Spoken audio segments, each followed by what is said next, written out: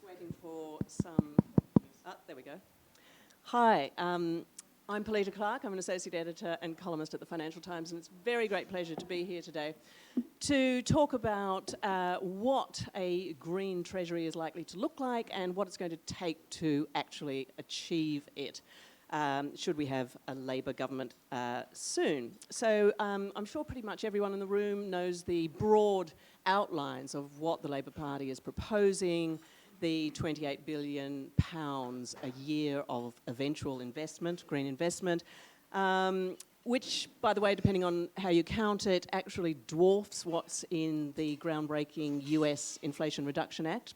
Either way, whether it does or doesn't, it's a really serious departure, obviously. Whoops, there we go. That's a bit...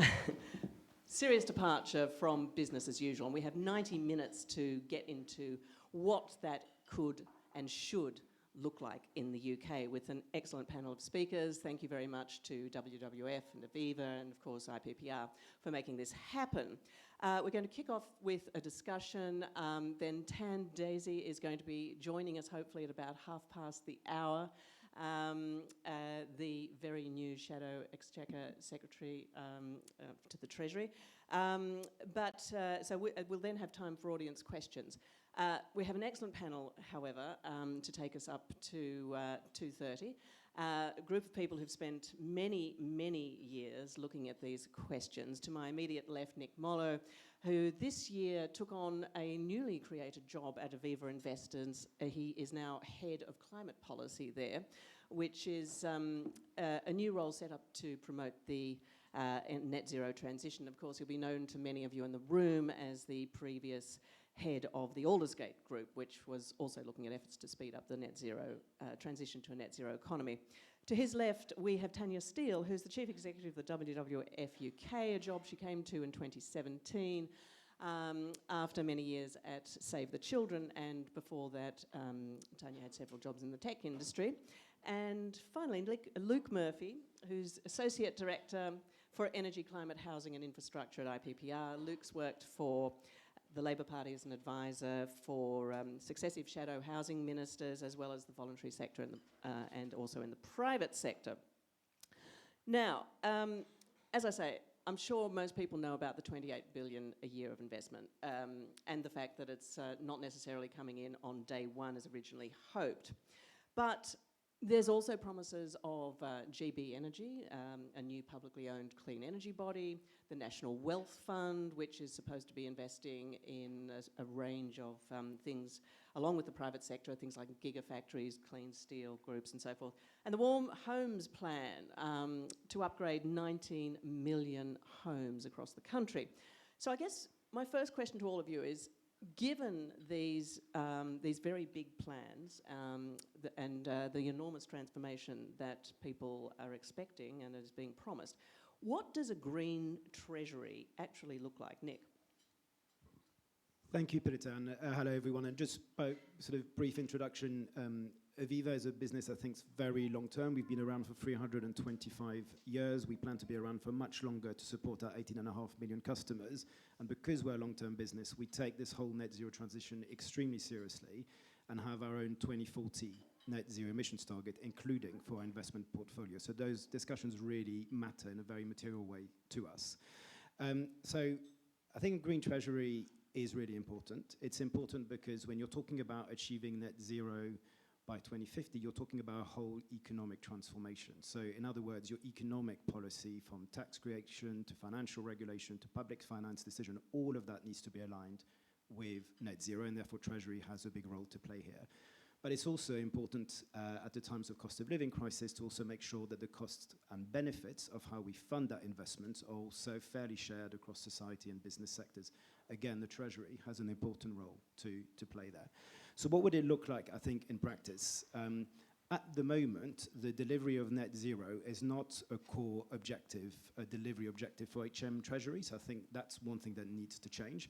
You've seen, for example, in the US, the Treasury has a climate mandate. You've seen countries like Germany and the Netherlands have now combined the climate function with the economic function, so they both have climate and finance ministries. So that's something we should be looking at. But it's not just a high-level objective we're talking about. We're meaning that across all levels of Treasury functions, from tax policy creation, public funding, financial regulation, and so on, there is an effort to align policy with net zero.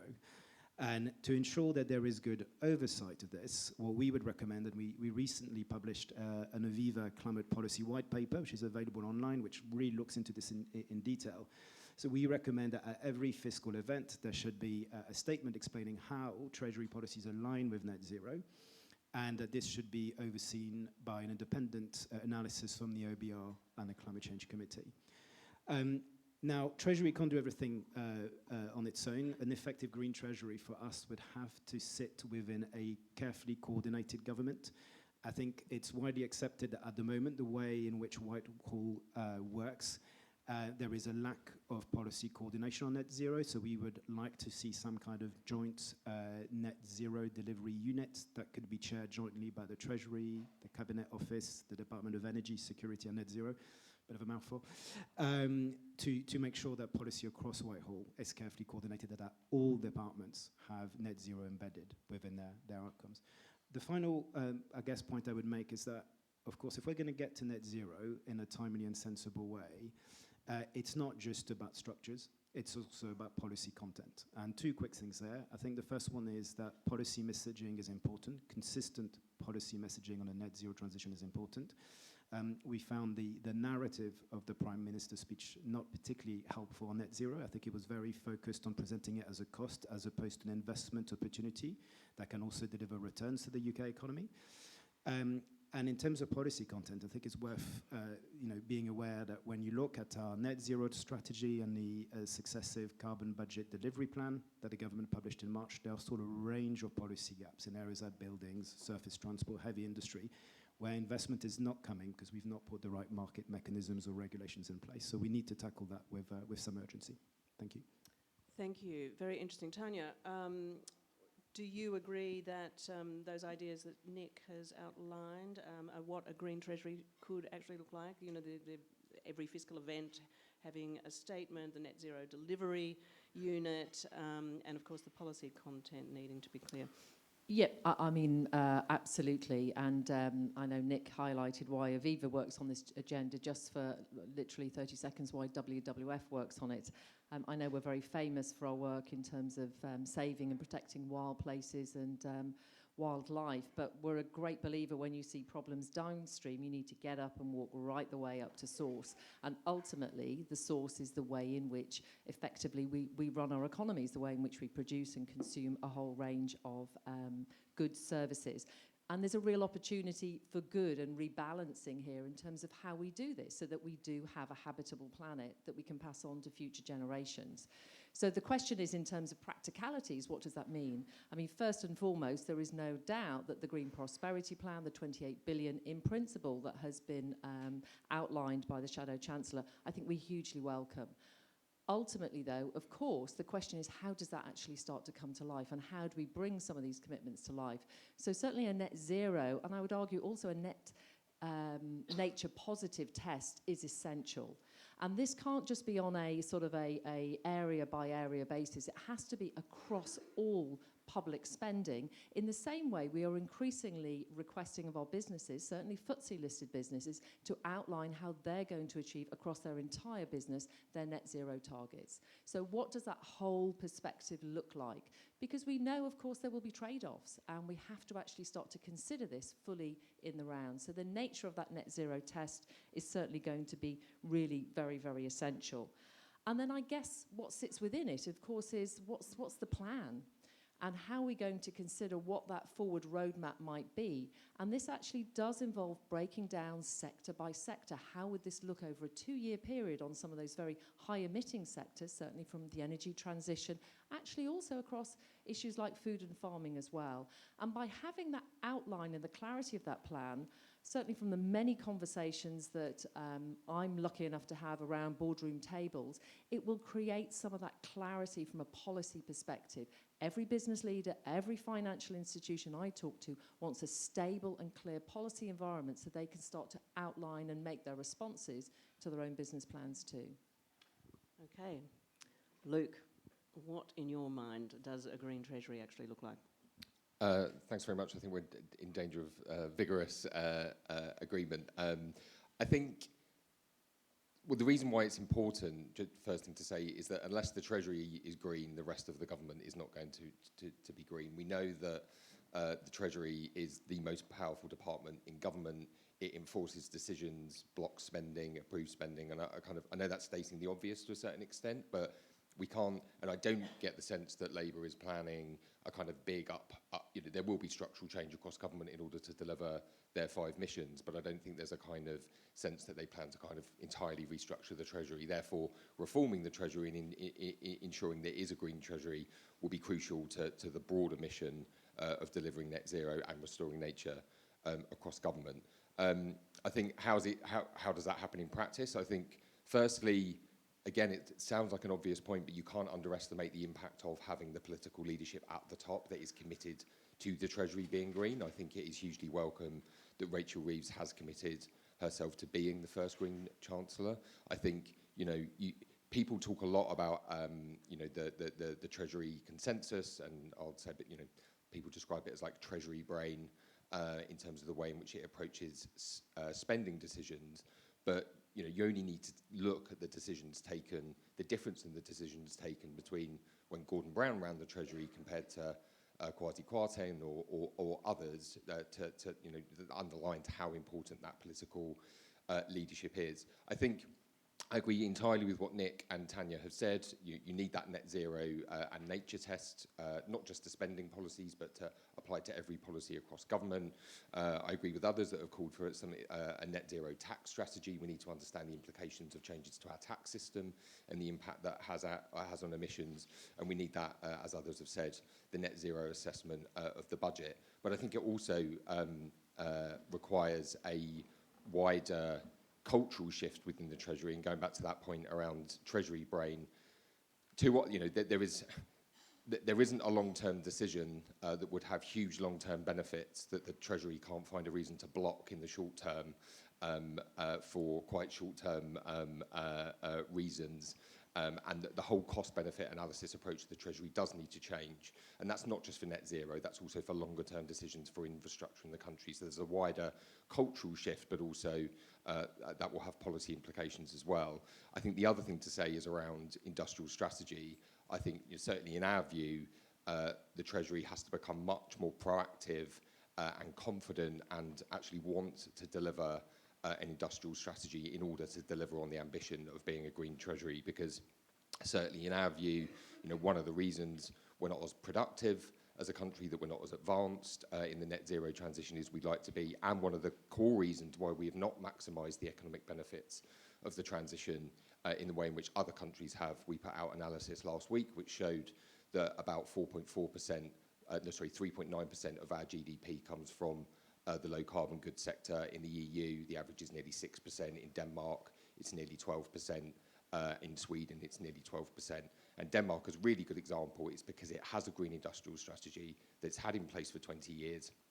And if we'd had a similar approach in offshore wind, as welcome as the successes that we've had in terms of reducing emissions over the last 10, 20 years in the energy system, we have not maximised the economic benefits, and we could have had 100,000 more jobs if we'd had a green Treasury focusing on building up the manufacturing supply chains the other side as well. So this isn't just a kind of an environmental strategy to meet net zero. I think that the fundamental importance of a green Treasury as well is about maximising those economic benefits, as many other countries are around the world. The US, as others have said, with the Inflation Reduction Act, and if anything, we're going in the other direction. So yes, just a few kind of thoughts there. Thank you so much, and welcome, Tan. It's great to see you. Tan Desi, as of actually, is it even a month that you have been Shadow Exchequer Secretary to the Treasury? That's it, yeah. Coming up to a month, and I'm absolutely thrilled to be a part of the Treasury team. And apologies for the delay in arriving. We've just been running around everywhere. I think it's part of the buzz of this conference is sometimes you're double, triple booked, but it demonstrates why people are seriously listening to the Labour Party. And I think Rachel amply showed why she deserves everybody's trust and confidence to grow our economy and to become the next Chancellor. But yeah, I'm very much looking forward to being part of the event, and hopefully my good colleague, James Murray, who's a fellow Shadow Treasury Minister, he should also be coming, so we're kind of like tag teaming. Excellent. So we just had a fairly broad, open question to kick off with, which was basically, what does a green treasury look like? And all of our speakers have come up with some very interesting thoughts and ideas, ranging from having a net zero delivery unit to make sure that that net zero is actually delivered, making sure that every fiscal event there's some form of assessment of whether net zero programs are being adhered to and met, and many others besides. But perhaps you could just set out for us what you think from the very get-go we're likely to see in a green treasury. Okay, well, look, first of all, thank you very much to IPPR for hosting this event, and I think it's important that it collates individuals within industry, within the voluntary sector and elsewhere to show why this issue matters, why having a green treasury and why net zero targets matter. Well, look, first of all, in order to have a green treasury, you need to believe that you are tackling the climate crisis. You need to believe that you need to get to net zero, not by 2050, but as soon as possible. But you need to have, therefore, a set of policies to be commensurate with that. If you don't have that belief, then you're never going to get anywhere. You're going to get what you've got under the current Conservative government. You know, from Hugger Husky under David Cameron, you know, take a few pictures, have a few sound bites, and then Boris Johnson and co. And then now Rishi Sunak, you know, he marched everybody up the hill. Sorry, I'm going to be a bit political, but I think that's my job, to be the Labour voice and be political. I know that that may not be the case for everybody on the panel.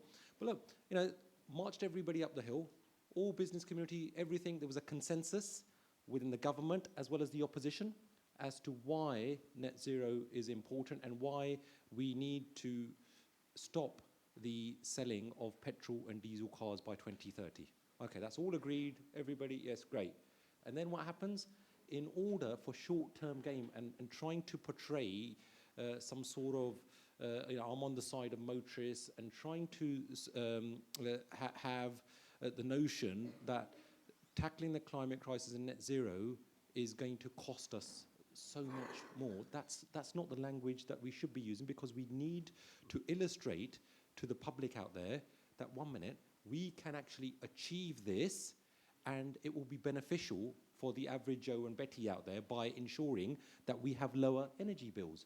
We need to do that because we need to decrease the pollution. We need to be on that journey, and we need to accelerate that. And that's, you know, by trying to portray us within the Labour Party as some sort of net zero zealots or eco-zealots. No, we're not. We are doing what is right, what is sensible, and to make sure that our country is at the forefront. We, unfortunately, are not at the moment, because even the US, which previously, you know, gone from a climate change denier to the current administration, which with its Inflation Reduction Act is powering ahead, the EU, and they're playing catch up with the EU and China and others. We need to be making sure that we don't miss this opportunity. This is, you know, we need to take this challenge as an opportunity to transition our economy, whether it's in terms of housing, where we've said that, look, we will insulate 19 million homes. We want to make sure that we double, triple, quadruple in terms of onshore wind, solar power, offshore wind, renewable sector. That's the sort of drive that should be there. And I think for many of us, we believe that, you know, inherently, that we can have both. So the language that we're using is, we're tackling the climate crisis, but at the same time, to my Slough constituents and others, that look, this means jobs. Yeah, it means that we will bring down your cost of living. That's the language as politicians. I wanted to ask you about that. I mean, I think everybody's expecting there to be very clear blue water between the Conservatives and Labor on this issue. And I guess what we're trying to figure out today is, you know, how's that going to work, particularly when it comes to the 28 billion a year in investment, because initially that was going to be from day one. Now it's going to be sometime in the second half of the Parliament at the latest. But doesn't that potentially jeopardise your efforts to meet goals such as, you know, zero carbon electricity by 2030, to name just one? Yeah. Look, first of all, we're the only ones saying that we need zero carbon electricity by 2030. We need to have that ban, and you're right about the clear blue water as well between us and the Tories, because Keir and Rachel, Angela, that we've all committed as a front bench that we will ban the sale of new petrol and diesel cars by 2030. So there's a difference already now arriving. In terms of the £28 billion climate investment pledge, that once again shows that we are serious. We are putting our money where our mouth is. We are doing, similar to what the US have done, is that we are powering ahead with that transitioning of the economy. Now, I take on board your point in terms of why not at the beginning of a Labour government. But one, it would take us a lot of time. You can't just put £28 billion straight away into a whole load of schemes. You need to make sure that everything is properly costed. There's the value for money, so we've got an office for value for money. And while we're trying to deal with the COVID corruption and other stuff that happened, which has just been announced by Rachel in today's speech, what we also want to do is to listen to those financial experts out there.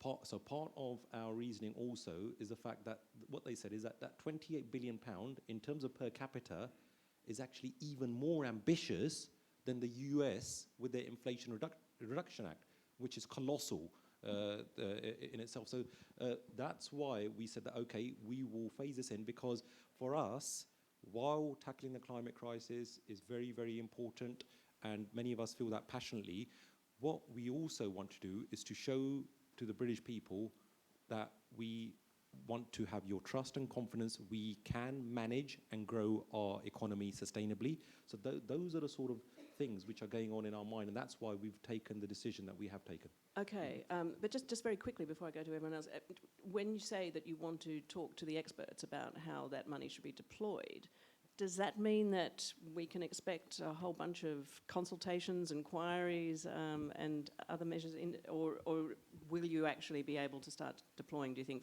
in the first 6 months or a year?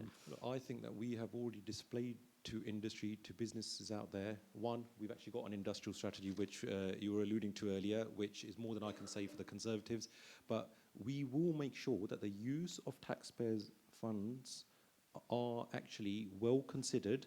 It's not just consultation for the sake of consultation. We need to have these schemes. So industry, the wider public out there, they know that this is coming. So the better considered, the more value for money schemes that there are out there, because there are lots of individuals doing the various things that we want to actually ensure that they transpire. Now, that means that you have to have a considered approach to this. It doesn't mean that you just keep delaying things. We have demonstrated our ambition, our clear commitment in terms of net zero, in terms of the climate investment pledge, but we can't waste taxpayers' money as well. So there is always a fine balance with everything. Okay, now let's go to the rest of the panel. Tanya, do you think that if there's a delay in deployment of the 28 billion, that is potentially going to be a threat to some of the goals that the Labor Party has put forward? I think it's important that it is considered, and there's a step-by-step. I think equally there is a very narrow window, both in terms of responding to the science, and it's pretty unequivocal. Sit down with any earth scientist, any climate scientist right now, and they have no models for what we're seeing right now in terms of weather events and impact. And even if we're less worried about that, we know it fundamentally has an impact on our GDP. We're already seeing some of the reports coming out of the Grantham Institute and others where we're set to lose, 1% of our GDP by 2030, certainly up to 3+ of our GDP by 2050. Bearing in mind we're struggling to sort of eke out 0.5% of GDP growth, these are very, very considerable figures, and it's a real cost to the economy. So the question is, how can there be an appropriate level of investment that actually starts this moving? And I guess the other element of the window is closing, the science is closing, but actually also the opportunity is. I think we're in danger of making green growth one of the best exports from this country right now. This was an idea that we engendered over 20 years ago. And, we've let so much disappear from our shores, both from tech, but also from leadership. whether this is sitting down in China. 50% of all EVs currently drive on Chinese roads right now. We're seeing the move from the US, certainly in terms of alternative power, and we're seeing huge skills ready to go and indeed capital focus on some of the European transitions. So I guess our call would be to follow the science, to put in place a robust plan, but actually to start to draw some of this investment forward. Otherwise, we're concerned it could have a whole series of unintended consequences of actually slowing our economy down because everybody's outstripping us at this point. Yeah. I mean, look, potentially the next election doesn't actually have to be held until January 25. I mean, if that were to be the case and then there were a further delay in deployment, how much of a threat do you think that that could be to the pace of change? I mean, I have to say, I take the point that Tanya's saying, but I fully agree with Tan in that I think I went on Newsnight at the time when the announcement came out. I mean, I said we fully we advocated for a £30 billion investment through our Environmental Justice Commission, which Ed Miliband co-chaired. But we found that the government literally couldn't spend £28 billion in the first year if it tried. I mean, the supply chains do not exist at present, for example, just in the home retrofit. So you do need to scale up. It is not realistic to say you can just come into government and spend it. So the science is absolutely unequivocal. I totally agree. Any government needs to move as quickly as possible, but you can't physically get that money out the door. And if you did try, as Tan said, you would end up wasting quite a lot of money. So it needs to be considered. And I think one thing we need to learn from is that it's, as Tan said, it's going to be paired with an industrial strategy, which again we've argued for. But we haven't really done industrial strategy like this in the UK for the best part of 30 years.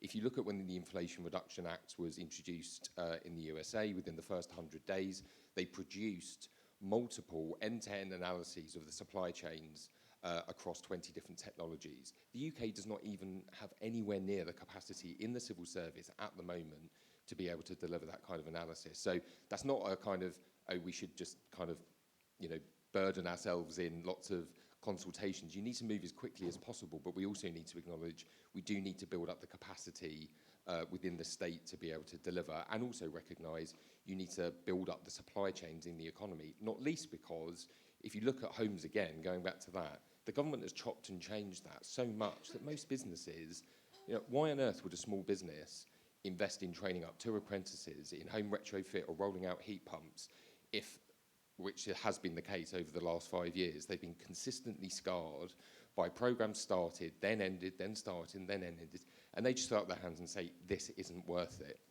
So you do need that considered approach, you do need that plan. I mean, we've set out in one of our reports that you need, 5 principles. One, that it needs to be fair, it needs to, deliver for the public purse. Secondly, it needs to be additional. £28 billion is a lot of money, Tan's right. Actually, as a proportion of GDP, it's more than it is in the States. So we also need to make sure that that public money is adding value to the private money and also crowding in private investment as well. It should be phased, recognising supply chain constraints, reforming, so it needs to be paired, not just investment, but it must come with reform through industrial strategy. And lastly, it must be efficient. And by that, I mean it must meet multiple goals, not just environmental, but economic and social as well. Yeah. And Nick, I mean, at Aviva Investors, do you agree that there needs to be a period for a build-up and that there needs to be a phase-in period? And if so, how long should it last? Or would you prefer to see a faster action? Well, I mean, I think for me the first point is, why do we need public funding in the net zero transition? Now, just to put it in context, the CCC and the government's own green finance strategy estimate that we're going to need an additional 50 to 60 billion pounds investment a year on top of what we're already investing to put the economy on track for net zero. So that puts the 28 billion in context. So even with that, you still need an awful lot of private capital to shore up the public money. Now, where exactly is the public funding needed? I think to make the money as effective as possible in putting us on track for net zero and maximizing value for money for the taxpayer, we would focus as much as possible on market barriers, so areas where there are currently market barriers, which means that private capital is not flowing towards particular areas, or at least not at the pace and scale that it needs to. And you've got different types of market barriers. You've got areas where technologies are still emerging, business models are still emerging, so they're still seen as quite risky by investors, and that limits the amount of private finance going there. So low carbon, hydrogen, use of CCS, electrification of heavy industrial sectors, floating offshore wind. I mean, these are still sort of, new areas, decarbonisation of heavy goods vehicles, for example. You've got other areas where the technologies are actually not all that complicated, but projects are just logistically very complicated, and that's where home energy efficiency retrofit comes in. We need to have 28 million homes and around 2 million commercial buildings in the next 10 to 12 years, highly energy efficient and provided with a low carbon source of heat, and we are miles behind that particular challenge. And that for me is one area of public funding could be particularly effective. And I guess the last area for me will be critical infrastructure. So critical infrastructure where private investment is just not flowing fast enough, but where the building of that critical infrastructure is essential for economy-wide decarbonisation. And that's where power grids come in. The amount of power grids that we need to build and transmission lines over the next 12 years is enormous. We currently have 14 gigawatts of installed offshore wind capacity. We need around 50 gigawatts by 2030 and a minimum of 73 gigawatts by 2035, including international grid, possibly even more. So a huge amount of green investments, and again, for that kind of critical infrastructure on which not just the decarbonisation of the power sector, but actually the decarbonisation of heating, of transport relies, public funding has an important role to play. Now, in terms of the actual timing, I think what's most important is the visibility of that public funding. So it's not necessarily from an investment point of view that you want to know it's going to start on day one, but what you want to be able to know is you can rely on its introduction during the course of the next parliament. And as long as there's clarity on timelines and confidence that those timelines will be adhered to, so that both project developers and investors can plan, then I think that's the most important thing. Now, clearly, the more it can be in the early parts of the next parliamentary term rather than the latter part would be better, but the key thing is visibility. I mean, that's a really great answer, but I think inevitably there's going to have to be prioritisation when it comes to various goals. And we know that the grids, I think, are going to or upgrading the grids are probably going to be the biggest, are going to take the most money. There's something like £8 or £9 billion expected to be needed for there. But then other items on the green prosperity list or the net zero list, like, for example, carbon capture and storage for heavy industry, they're not going to come cheaply. Some of the analysis there is talking about 2.5 billion a year being needed. So I wonder, how will, or Tan, I should ask you first, how do you think the Treasury should prioritise all of these different needs? Can you actually do a really big bang and go for a bit of everything all at once, or do you actually need to say, well, CCS is going to have, carbon capture and storage is going to have to get in line behind home insulation or EV infrastructure? Look, in terms of our Green Prosperity Plan, what we have said is that, look, we want to move towards low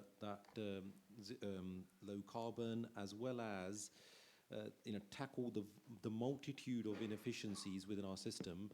So tackling the climate crisis is important in terms of whether it's biodiversity loss, whether it's in terms of the increased global warming and the effect that's having on a whole range of other migration and movements of individuals, and how that's impacting on how we're doing things even within the UK, let alone what's happening in other parts of the world becoming uninhabitable. But for us, it's not either or. What we have got to take a consolidated approach.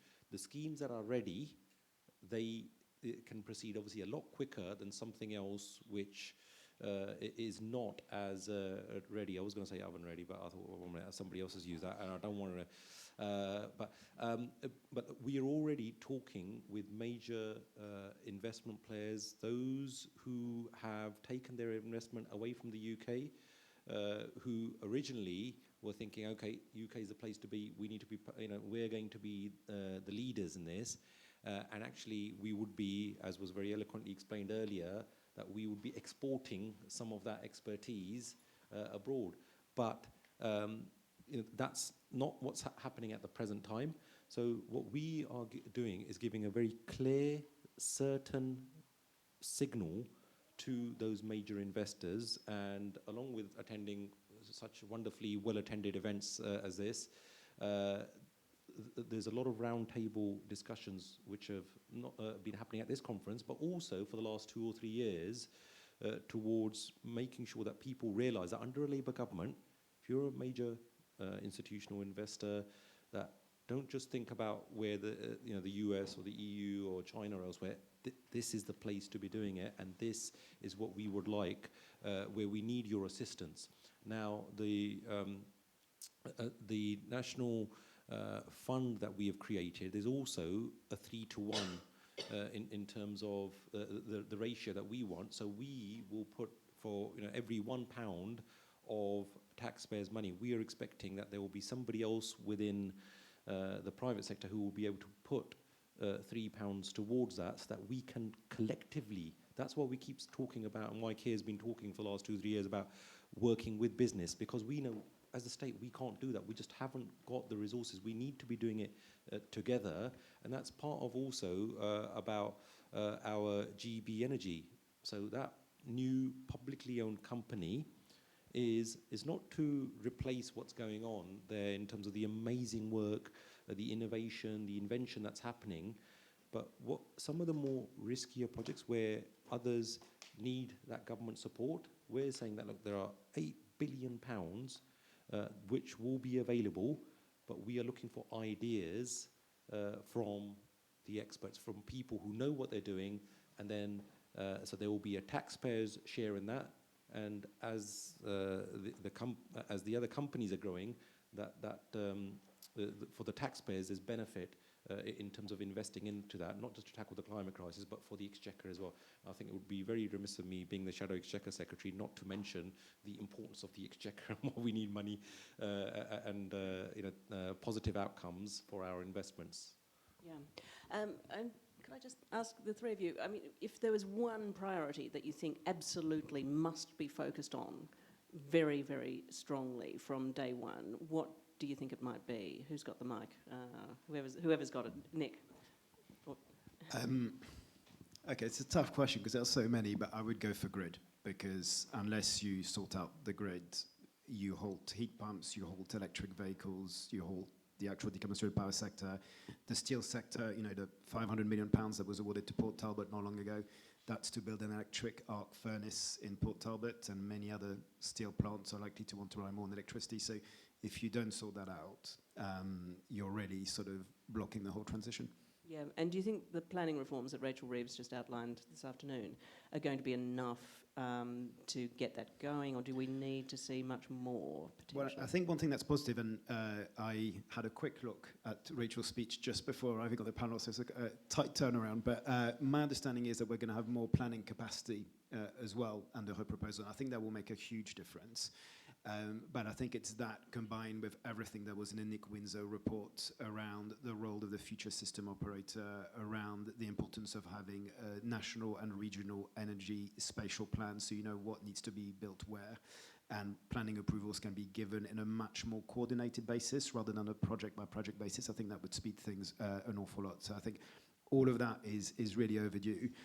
I mean, I was listening to an event this morning, hearing Scottish Power saying that it took them 15 years. Their last transmission infrastructure project in Scotland took them 15 years. 10 of that was the proposal being stuck in a planning system. We can't. That can't possibly carry on. We've got to be able to halve the time of those things if we're going to be on, not just on track for net zero, but on track for modernising our power system, which we need to do in any event. Yeah, Luke, what would be your one priority? I'm going to slightly dodge the question in the sense that I agree with what Nick said, so I'm going to use the opportunity to say something slightly different, which is the UK overall does need to choose in terms of priorities rather than one priority. Certainly from the economic side, as if you look at the Inflation Reduction Act, as I said, the US government did do analysis across kind of 20 sectors around where its advantages were, but it has the financial firepower to invest across 20 sectors. The UK does not have the ability to do that. We will, when we're doing work at IPPR now, working with the front bench and other parties as well, on what the UK's comparative advantages are. So the UK will need to focus on certain sectors. That might be wind, that might be solar, and might be carbon capture and storage. I think the other thing to say is this isn't just about money. As I was saying, it does need to be reforming. One of the reasons the USA went down the road that it has was political. They tried carbon taxation and other measures that they couldn't get it through politically, so they had to go with this subsidy-based approach. The UK doesn't have the same financial firepower, but it does have the ability to have a wider toolbox in terms of its industrial strategy, like the petrol and diesel phase out. And if you can combine the investment with those kind of tools around bans and regulation and other things, the emissions trading scheme, things that the US just doesn't have, then it's a more sophisticated toolkit, and actually you can move further, but along those priorities that you've chosen. But we will need to focus on a smaller number of sectors and understanding what our comparative advantage is within those sectors. Right, yeah. Well, taking that into account, Tanya, it's still one priority? And actually it's helpful because I agree with both sets of priorities. So I'm going to throw in a very different priority that nobody has mentioned at all, and it is something that I did raise with the Shadow Chancellor when I had the opportunity to meet with her a couple of weeks ago. And that is a overlooked area which is set to be a third of our emissions, which is effectively our food and farming system. So realistically, that does two things. We know it's very important in terms of classically drawing down carbon, and we know there is no pathway to a 1.5 degree world that does not assume that we have more nature on our planet, and certainly the UK, than less. But then also the way in which we do food and farming, from the nature of the emissions that it is generating on a daily basis. So there's a question for me in terms of how to support that sector, how to modernise it to ensure our nutritional as well as our food security as well as our climate security. But there's also some innovation there as well. I mean, the speed at which we're seeing licenses being signed off in the US, in Singapore, in terms of whether it's alternative proteins or other tech sitting around those industries, I do think, again, we're just in danger of being a little bit behind here, and that window is kind of closing for us. Just before we go to audience questions, there's just one question I have about the architecture, the infrastructure, or sort of the public policy infrastructure, rather, that might or might not happen should Labor come to power. And for example, will the National Wealth Fund replace or complement bodies like the UK Infrastructure Bank or the British Business Bank? What's the thinking? In terms of the National Wealth Fund, that is a completely new announcement. That is to tackle the problems which I hope that many of the individuals within the room readily acknowledge. So that's what that is there for, and that's why those announcements have been made. And in terms of different priorities as well, and while agreeing with what's just been said, transport is another aspect. Yeah, and I almost became a train spotter and a train geek, because for over 3 years I served as the Shadow Railways Minister, and working within the transport team, we realised that more than a quarter of the emissions are actually through transport. So we need to sort that out. And I think what Luke and Nick were mentioning before as well, about within the US, there was an impasse. There's a major difference of opinion as to how they feel that things should be run. We thought within the UK we had got that consensus and we can move the things forward, HS2 being a prime example. Now, it was absolutely ridiculous that somebody is making a short-term decision with long-term written in the background. Rishi Sunak is standing there saying these are long-term decisions. No, what you've just done is you have absolutely put a wrecking ball through the consensus that there had been, listening to experts. Because look, high speed, by the way, I know not everybody wants to get from Birmingham to Manchester or to London or whatever else. It's not about half an hour here or 10 minutes there or an hour there. That was about increasing capacity on our network. Now, through that increased capacity, we would have had local networks being freed up, so we could have, the rail freight group and the wider industry are calling out for more freight to go on our trains, because for every one freight train, that takes away 76 8GV lorries from our roads. So we thought, right, great, we're all moving towards that. Right, but it's just ridiculous that decision has been now taken. But in that case, wouldn't it be better for Labor just to reverse it on election rather than having an inquiry into it? No, I think, Polita, where we now differ, having said that, I am glad that Keir did not fall into that trap, because these little traps, and this is the Tory desperation, they're playing with our long-term futures through anything that can try to get Rishi Sunak or the Tories, even after 13 disastrous years and crashing the economy, trying to get them in power. Now, with regards to the ban on petrol and diesel cars, why we feel that that can still be delivered is because predominantly, thankfully, it's not under the domain of the Conservative Party. It is the businesses that we had all agreed with that please change your processes and procedures. So they're all powering ahead, you know, having been marched up that hill. But we feel that given that they've now got the signal from Keir, from Rachel, from the Labour Party, they can carry on in the knowledge that the government, a future Labour government, I hope, touch wood, very, very soon, will be fully behind them. Now, the difference with the HS2 decision is that if you have a year where a government of the day completely wrecks the scheme, where they flog the various bits of land and all the supply chains, I mean, you know, that they scatter all across. It's what was mentioned earlier with regards to the construction industry. Now, I've worked in construction, so I haven't been in the Westminster bubble all my life. For 20 years, I was in the building game.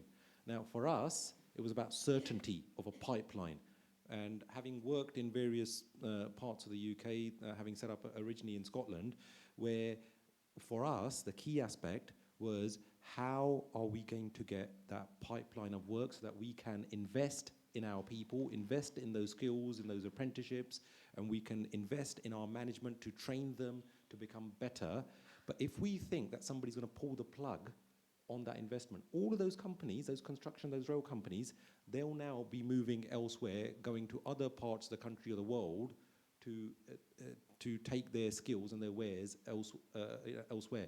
Now, once that's happened, once you have the money that was there for HS2 that was allocated, once you allocate that to all the other projects here or there, which, by the way, I don't think that the Tories will end up delivering on, because if they couldn't deliver on HS2, what chance have they got of delivering all of these other bits and bobs, which some of the ones that even that they announced within 24 hours that they then reneged on, and that's all widely reported. So that shambles is actually hurting our economy, it's hurting our country, and that's why I feel that there are various priorities, but that HS2 decision in particular will have long-term consequences for our country, and it will be very, very difficult to then rebuild that consensus and to power ahead with changing the way our transport infrastructure is run.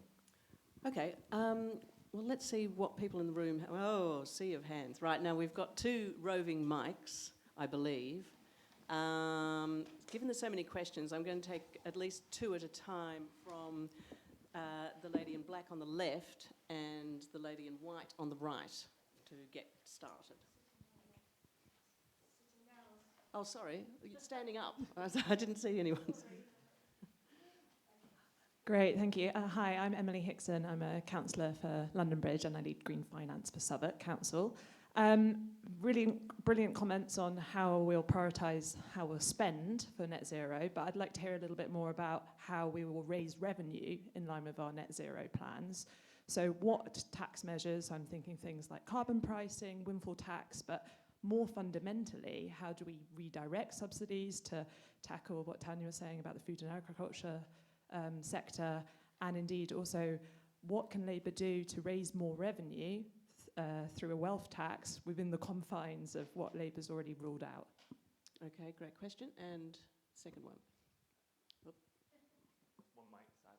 Oh, sorry. Thank you.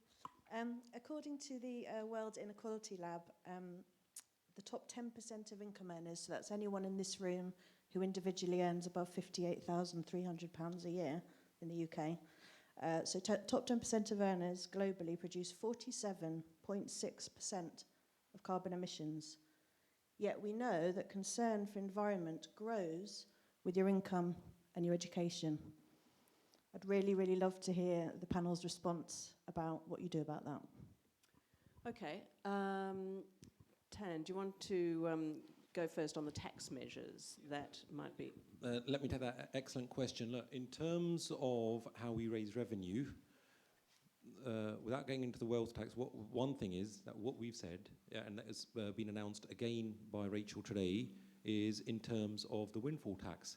We have been harping on about that ever since we realised that these tens of billions of pounds of excess profits were being made by the oil and gas giants. When are we going to close the loop? When are we going to put a windfall tax? Unfortunately, the government for the first few weeks, oh no, we can't do that. This is old Labour up to their usual stuff. That, we don't agree with this. This is unconservative. What happens? A few weeks later, they said, oh right, yeah, we are going to go towards a windfall tax, but we're going to make sure that there are more holes in this than Swiss cheese. They have made it just makes it completely unworkable. And that's, some of us were very, very forthright in our views. I mean, I took the likes of Liz Truss and other ministers to task. I said, is the reason why Liz Truss is the Prime Minister, as she was then, is the reason why she's not imposing a windfall tax on the oil and gas giants, is that perhaps because the biggest donation to her election campaign for leadership was 100,000 odd pounds from the wife of a former BP chief executive. Obviously, there wasn't a response. So some of us were very, very stinging in our exposure of what was going on and why the hell isn't the government taking action. So that's why we said that, look, on the one end, we need to raise revenue, but at the same time, that National Wealth Fund, that 3-to-1 ratio, should also assist in making sure that we are moving as fast as possible to tackling the climate crisis and towards net zero. What about have you thought through other measures, whether it's carbon pricing or other ways of raising revenue that we haven't heard about yet but might hear about in future? Lots of ideas are being bounced around, but I will wait till those are finalised, and I will wait for my good friend Rachel to be making that announcement so that it has a hell of a lot more oomph than little old Tan saying it. We need to make sure that people... but look, the other issue is, while there are some ideas that we will put out there, because we know that the Tories won't be implementing them, because of the various conflicts of interest and other shenanigans of friends and families and donors of the Tory party, there are other ideas that we won't be putting out there, because every single time we put out a good idea, or most of the time, it gets copied and pasted and gets usurped by the Tory party, because they're so out of touch and out of ideas that they need our ideas in order to be getting a move on. So, but some of those, at the appropriate time and with the appropriate fanfare, we will be announcing further ideas. Okay. Anybody else have strong views on either fiscal policy and what needs to be changed, and how many or how broad that change needs to be to achieve the goals that the Labor Party's put forward, and also the second point on basically the richer you get, the more you emit? I was going to try and sort of take on the second sort of question. I think that's a really live issue, what you talk about, even just within the confines of the UK, because we face a range of funding decisions in the near term in areas, for example, like energy efficiency and low carbon heat, where we really need to think about that social inequality. So I think it really goes at the heart of how does Treasury help ensure that the costs and benefits of the net zero transition are spread as fairly as possible. So clearly, I think, for low income households, we will need to resort far more on tools such as grant funding to help fund the rollout of insulation, low carbon heat installation. Whereas when you're dealing more with owner-occupiers and able to pay households, I think that it's more around having energy efficiency standards in place, which require homes to reach a particular level of energy efficiency by a particular time, and then think of targeted fiscal incentives that can help just nudge people to do the right thing. So stamp duty rebates, for example, has been talked about for about 20 years. It might one day be tested, or some other form of VAT rebate for energy efficiency works. But your question is also really important in the context of taxation. And one area which the government's not really engaged on in the last 5 years is this whole area of road taxation reform. As we move to, whether it's 2030 or 2035, as we move to a fully electrified or zero emissions fleet, we are going to have to replace fuel tax with a sustainable road taxation system. And we are going to have to make sure that the way this is designed does not disproportionately affect low-income households having to drive long distances to go to work, for instance. So that really needs to be thought about at the outset very carefully. I haven't got a solution, I'm afraid, but at least I sort of, I think that's an area that really needs to be looked at. It's a super important question. Anybody else like to?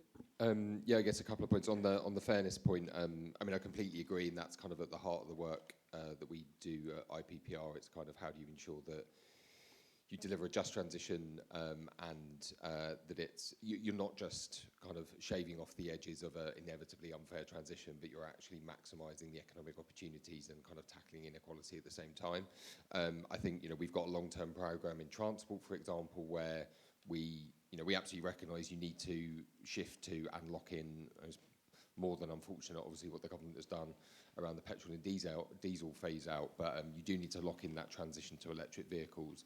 But an EV-led future alone, or where it's kind of as dominant as is planned, will actually will lock in some of the unfairnesses and inequalities in our current transport system. So we do need to see much greater investment in public transport, in busing, in green bus plans, in rail, as Tan said, and in active travel as well. And you could potentially look at measures that also kind of look at wealthy consumer behaviour. So frequent flyer levies on businesses and things like that. Could be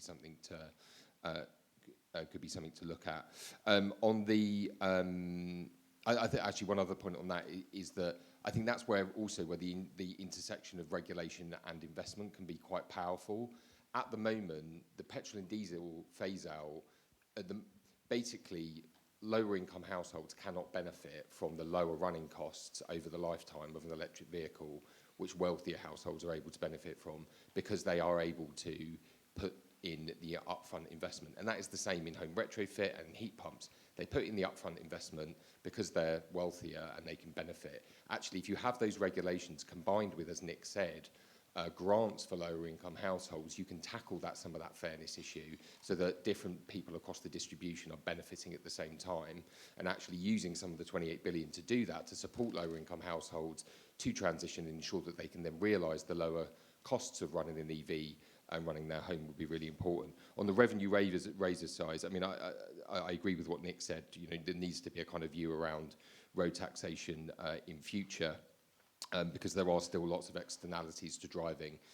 Under current predictions, we're going to see 10 million more cars on the road, partly because more people will be able to afford to drive because EVs are cheaper and taxation will be lower.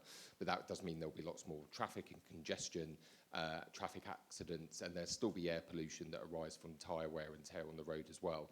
So there is still a clear economic reason for taxing, and it's not just about plugging a gap, it is also about kind of tackling those externalities. We do need to be thinking about that.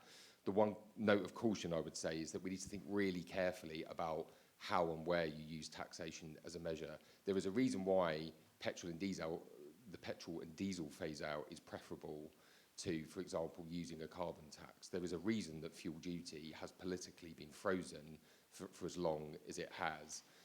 And I'm really quite sceptical of the idea that, I mean, it depends where it is, and I think you need to have a quite nuanced approach to how you think about applying taxation in order to deliver that change. And sometimes regulation might be a bit blunter, but actually might be the far more preferable measure.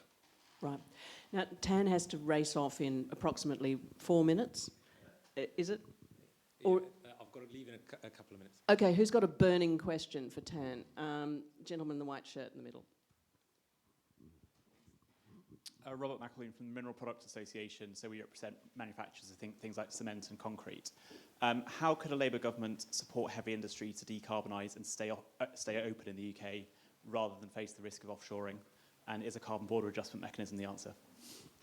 Well, in terms of the more energy-intensive industries, that's something that we've said that we're looking to the innovation and some of the new developments that are happening within industry as to how we can ensure that actually happens. There are certain announcements that we've made with regards to, say, the supporting of the establishment of 6 clean steel factories. So that's, and in addition to that, 8 gigafit factories in terms of battery production, as to how we need to ensure that we power towards that, as well as 9 renewable ready ports. So there are various things that we are trying to target and tackle, whether it's in terms of steel, whether it's ports, etc. And as and when we get more ideas about things that are feasible, then we will then implement those as well, in addition to those 3 examples that I've just given yourself as well. But Peter, it's been an absolute pleasure. My sincere apologies for the delay, and now I'm going to have to rush off to something else on the other end. It's almost like a yo-yo, you know, where you're going around. But thank you very much to Luke and to Tanya and to Chris. Nick, sorry, God, it's too many. It's just sometimes just bamboozling with the. I like Chris as well. God. Right. I'm tan, by the way, just in case somebody. But no, my sincere apologies. See, I'm always apologising because I'm always putting my foot into it, and it normally happens on the floor of the house where Mr. Speaker is. I'm assuming any minute now, Pleat is going to pull me up. But look, I hope that all of your good selves here have felt that we truly get it. We feel the love for our planet as well as our country. We want to make sure that whatever we promise we can deliver, that we want to tackle the climate crisis, but bring, I think as Luke said earlier, we've got to bring the electorate with us. There's no point in putting policies which will not be fully amenable to them. So we need to work and bring people on that journey. You know, a lot of people want to be more environmentally conscious. They do care about biodiversity loss. Of the likes of me constantly talking about animal welfare, and you know, it's not just all about treasury and transport. There are a whole series of issues facing humanity and our world that we need to tackle. But unlike some of the shambles that you will have seen at the Conservative Party, I know some of you do the rounds. For me, attending one conference is hard enough. But good luck to all of you that are doing all of them and having to listen to some of those ideas. Hopefully you haven't thought that what I've got to say on behalf of the Labour Party is that weird as wacky as some of the stuff that you've heard in some of the other places. But we are on your side, and those people that want to work towards a better planet for all of us, and to make sure that our country is at the very forefront of delivery, rather than us constantly trying to play catch up. And it's not a challenge, it's an opportunity. So thank you very much. If I've not said anything to somebody's taste, then my apologies once again. Yeah, I'll apologise once again, Peter. Right? on that fine note, I'll take your leave. Thank you. All right, thanks very much, Dan.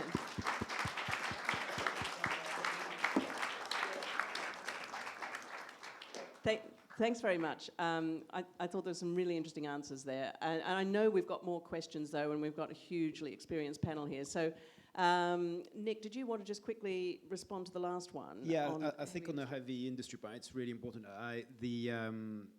We're currently putting together a net zero policy roadmap at Aviva Investors, looking at the barriers for investment in different sectors, and the list of things to get right on the heavy industrial side is quite something. I think within some of the priorities that I hope the next government would focus on, one of them would be around electricity market reform to make the price of electricity a lot more competitive for heavy industry. Whichever way heavy industry decarbonizes, whether it's through direct electrification, through carbon capture, through use of hydrogen, especially green hydrogen, you're going to need a lot of affordable low carbon electricity. So I think that's a really important thing to get right. And then there's a whole range of business models which the government has begun progress on, but progress seems to stall to a degree around the business models to make carbon capture viable, low carbon hydrogen production viable. So all those things need to be really urgently addressed as well. And a carbon border adjustment mechanism? I think definitely part of the solution. In fact, the EU's CBAM, as it's called, started its transitional phase, I think, last week. But I would add something else, which is product standards. I think there's something to be said about having product standards for heavy industrial goods, which mandate a sort of maximum level of carbon intensity, which could over time gradually go down.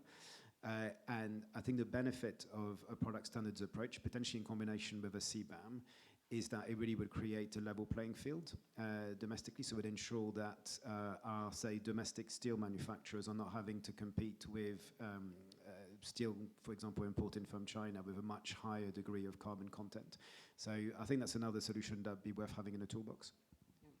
Okay, more questions. Yes, lady in the back in the red dress and the lady there in the patterned shirt. Thanks very much. Very nationalist today. My name's Heather Mackay, and I lead the UK finance team at E3G, which is a climate policy think tank. And this has just been a fantastic panel today, and I'm glad to be joined by so many other green finance nerds in the room. So do feel free to join me after. Just two aspects. So I really agree with the main theme coming out of the panel that we need a clear net zero industrial strategy in the UK, complete with adequate public finance backing. But I think what we haven't tread into yet is the need to actually give clear and consistent signals to the private sector to increase the sort of pot of green private investment that's available. So I'd be really interested to hear the panelists' thoughts on what a Labour-shaped net zero aligned financial centre should be and what Treasury should do to take that forward. And on another aspect, I know the Minister didn't mention the National Wealth Fund, but as we all know, the public investment matrix in the UK is not working as effectively as possible, especially on the green agenda. And the UK Infrastructure Bank has so much potential to be a linchpin of the UK's transition that I'm wondering whether you think it'd be sensible for Labour to call for a green mandate for all public finance institutions. And yes, just there in the second. Thank you. Vicky Hurd from Sustain, the Alliance for Better Food and Farming. And Tanya, thank you so much for bringing up land, food and farming. Because I was going to ask what it takes to get those, as Luke called them, treasury brains, to actually think about nature and think about the implications and some of the false solutions that are potentially being driven in the land use sector. And I suppose I'm thinking particularly of intensive commercial biomass production for bioenergy and carbon capture and storage as a solution, but it has such wider implications on natural systems and on nutritional food security that we really should be looking at in the round, not just purely in terms of gigawatts per hectare. Tanya, do you want to take that one first? Yeah, no, very happy and two very, very good questions, and I may try and draw them together a little bit. I think initially, Vicky, coming to you in terms of really encouraging some of those brilliant brains inside the Treasury around the wider kind of agriculture, food, land transition. I think importantly, we actually need to widen the scope, certainly beyond net zero. And you know, consistently from a science perspective, we keep coming back to this triple challenge that we face. How on earth are we going to globally feed 10 billion people on this planet without warming our climate any further and without destroying what little nature we have left? That's a global issue, but it's also a national issue.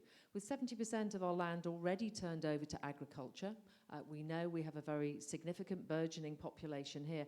How are we actually going to have a land use plan in place, but actually the appropriate incentives and indeed strategy and plan so that we're taking the right decisions that again are balancing both nature and biodiversity targets, also with climate targets.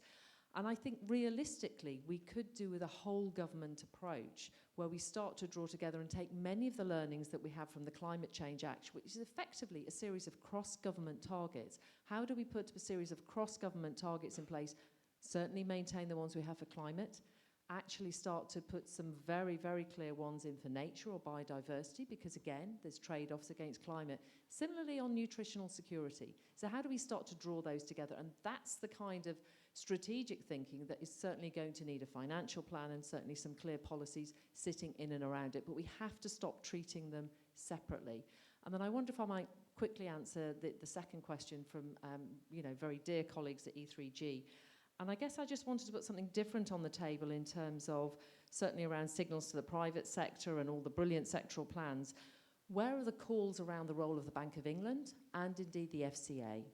So where is their regulatory principles, instructions or otherwise in terms of the roles that they might play around this transition? And at the moment, they're a little bit weak. We've seen some moves in and around the financial and services market bills, which I think has been welcomed.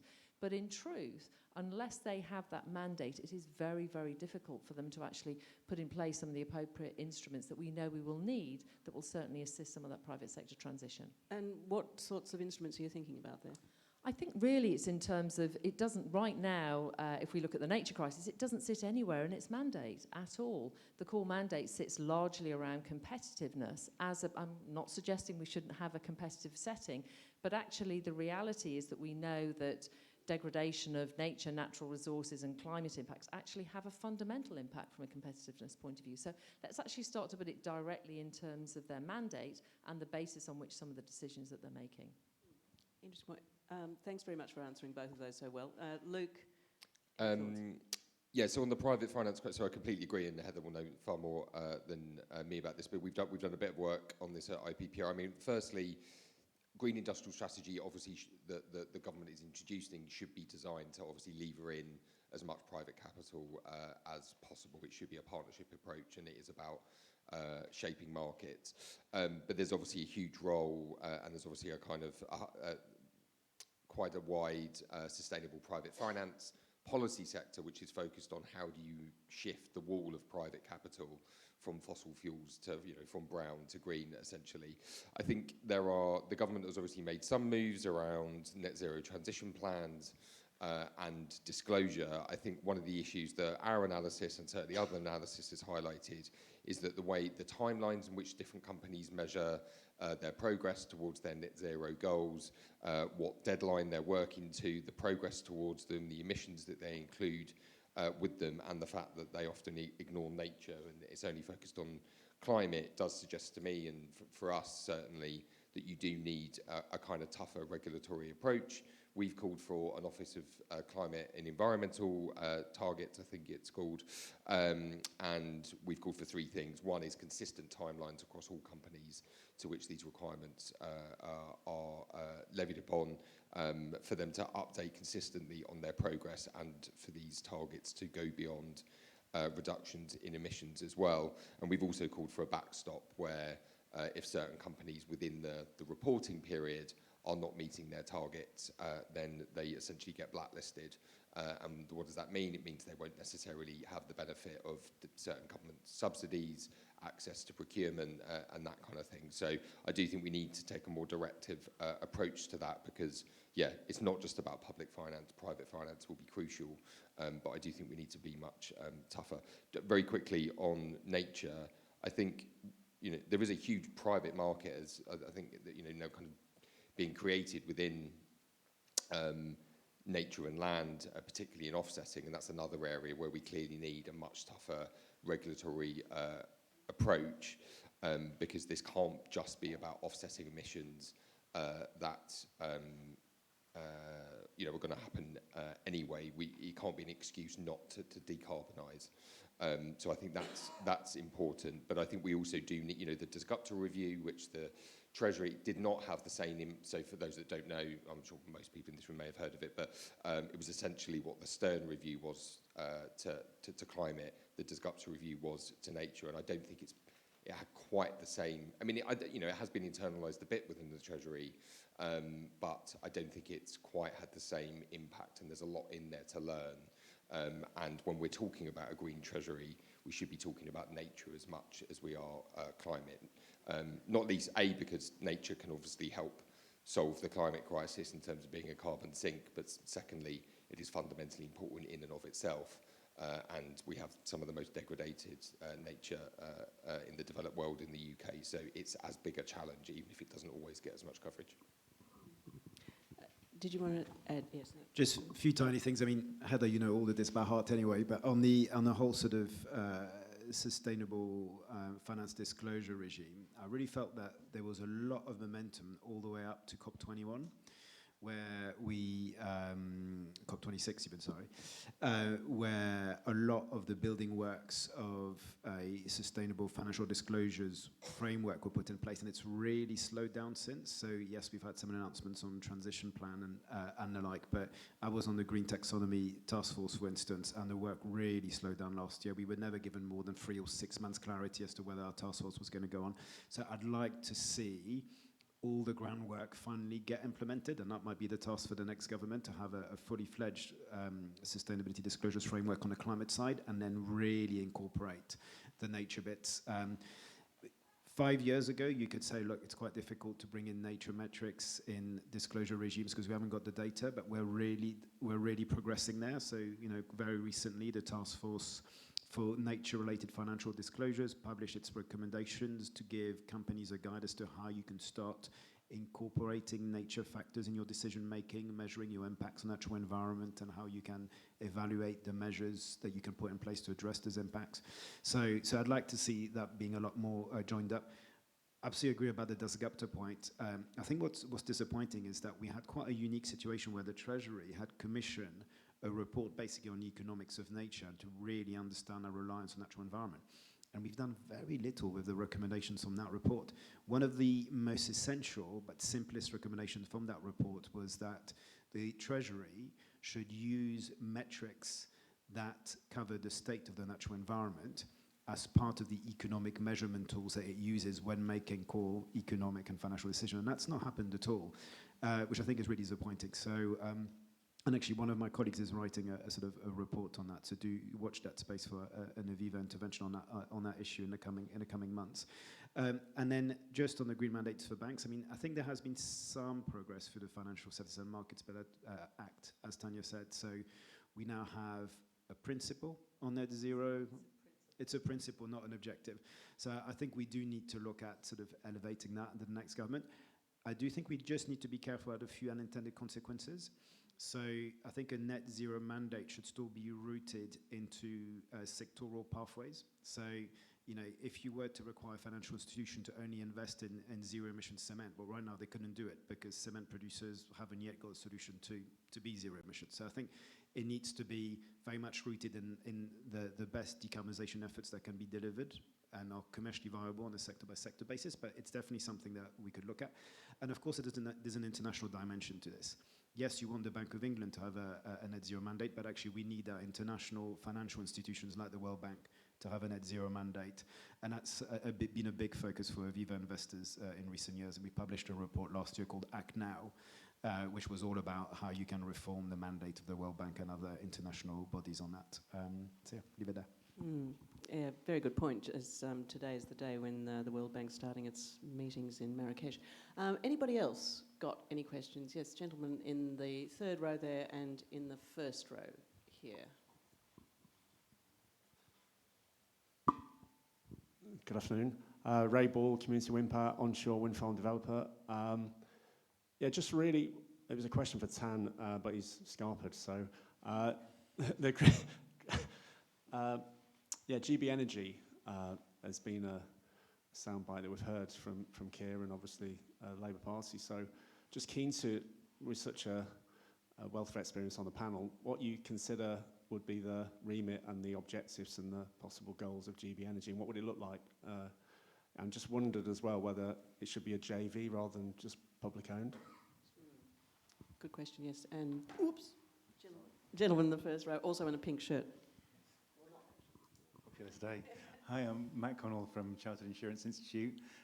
We often get professionals asking us what individual skills look like. So I guess not just a green treasury, but what green individuals look like in terms of understanding public policy and applying that. And is it around fundamental changes in the way we measure wealth and kind of wider biodiversity and nature, or is it around understanding new technologies and the impact on biodiversity on net zero? Or is it around mitigation? So I guess in terms of what does a green individual look like? Well, small question there. GB Energy, who'd like to tackle that? It's a good question about what it should look like and whether it should in fact be publicly owned. Or Nick? So it was interesting because I went to a debate with Ed Miliband yesterday where he re-explained the whole thing. So I think there's definitely a good use for a public institution like that. But again, a bit similar to the point I was making on public funding, I think it would be great if this institution could focus on the areas where we are behind or where there are market barriers, because I think that's where the more it can intervene in areas where the private sector has struggled to agree, the more it can add to intervene, the more it can really add value to the whole transition to net zero. So I think sort of grid investments potentially, if we're going to have to get to 70 plus gigawatt of offshore wind by 2035, given that we've only got 14 at the moment, there might be something there, especially around floating offshore wind. But I think something that is important, and which, to be fair, Ed Miliband did try and make clear yesterday, was that the aim is to have a partnership with the private sector, so lots of co-investments in projects. He didn't sort of touch on a JV point, but there was very much a spirit of this is about co-investments. And I think as long as it's seen as a partnership, I think then it could really work. But it is important that it is a partnership and it is additive to what the private sector is trying to do, as opposed to replacing it. So that's, I guess, on that point. And then on the magic individual in the green treasury, I think there might be lots of different green individuals. I think one of the things is having a really good understanding that we live in an economy that is increasingly carbon constrained and resource constrained, and really having that sort of embodied in a skill set. I actually sat on the Green Jobs Task Force a couple of years ago, which was commissioned by DFE and BEIS, and we made a whole bunch of recommendations for reform of the national curriculum to embed that kind of learning, as well as a much greater focus on STEM skills across the education system, so that all individuals come out of school education with a basic understanding of the things that you can and cannot do. For your ideas to thrive in a low carbon world. But then I think there is something specific around green finance and green finance education strategy, and something the government sort of supported recently is a green finance charter that's been recently updated. More and more individuals in the private sector sort of are having to go through that to get some kind of green finance accreditation, and that's something I would expect also for Treasury officials to make sure they share the same understanding. Yeah. Just in the 2 minutes that we have left, because I know people have to race to other meetings, but Tanya, Luke, anything to add on those really interesting questions? Probably less GB energy. I'm probably not your most expert person. I think just more broadly in terms of the question around skills, that there is no doubt this is a enormous shift underway. But it's also a great opportunity. And I think when we look down and we've sat with a whole range of organisations in terms of, let's call it those sustainable careers, the reality is it still sits around the base skills that are already there. If we talk about from an accounting point of view, externalities I think have been well understood in accounting circles for a very long time, but actually nobody talked about them in the external world. I think where the test is starting to come into play is around the assessment of opportunities and risk. And certainly that's where many of the big four are really crowding some of those opportunities, whether it's advisory services and more besides. But it's upskilling colleagues in terms of how to actually step into what is now a very significant and will continue to be a growing agenda. And I suspect that both the qualifications as well as the context around that's going to continue to change. But I think we put opportunity as a badge on that. Thanks. Yeah. Yeah, very briefly, just on GB Energy. So I'm very positive about the role, and I think it should be publicly owned. You know, over 40% of our offshore wind capacity is publicly owned. It just happens to be publicly owned by governments abroad, mainly through sovereign wealth funds. If it's good enough for them, I don't see why we shouldn't have a share for the British public as well. It also has the benefit of being hugely popular. It's one of Labour's most popular policies, although that's not a reason for doing it. I do think they need to be really clear about the objective. There's kind of suggestions that it will lower bills, it will create public value, it will work as an industrial strategy tool, it'll speed up the transition. I think you can't do all of these things in one institution, so you have to be really clear about what it is going to do. I really strongly agree with the co-investment place. I don't think it should be a joint vehicle. I do think it should be publicly owned, but it has to be working in partnership with the private sector as part of a kind of social partnership industrial strategy. And they do need to figure out I do think it should have a kind of an almost industrial strategy mandate, and it needs to work with the National Wealth Fund. The national, GB Energy can do the demand side, pull side of industrial strategy by kind of investing in the generation capacity, while the National Wealth Fund invests in the supply side, in the manufacturing, etc. And that's how they should operate, and that's how they should be distinct. But I think Labour will need to be a bit clearer about that. But overall, very positive about it. But I do think there is clearly some work to flesh out its objectives, the detail, exactly how it work in partnership. But in principle, I think it's a positive thing. Great. Well, we are in danger of being incredibly on time. So I came to this meeting with a huge number of questions about how the Green Prosperity Plan was going to work. Thank you to all of you for really making me think that I actually should have come with even more, because there, as you say, there's a lot to be worked out. But it's just great to hear from so many people who've been thinking about these issues for so long, about, you know, what really is going to be realistic and what isn't, and what we can expect. So thank you very much to Nick, Tanya and Luke, and to IPPR, WWF and Aviva Investors for today. Thank you.